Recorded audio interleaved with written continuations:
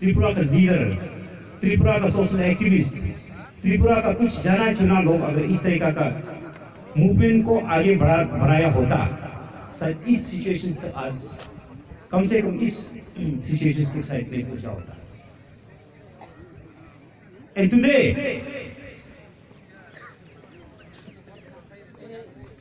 इस प्लेटफॉर्म से मैं आपको ये एक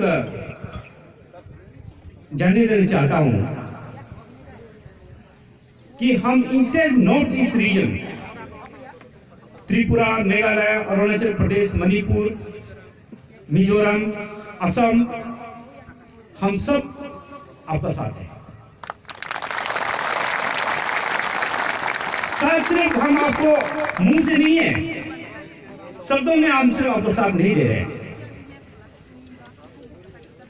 ये साथ जो आपका हर चीज में है,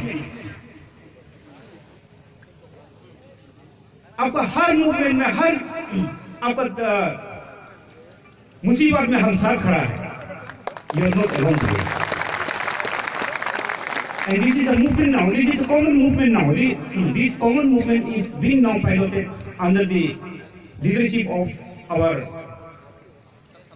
हमारा एक असम का एक माना चुना सीनियर है अनुप चेतिया, उसका लीडरशिप का अंडर में हम इंटर नॉर्थ ईस्ट जो है उसका लीडरशिप का अंडर में ये मूवमेंट को चलाने का एक शुरुआत हुआ है। This is I think the first rally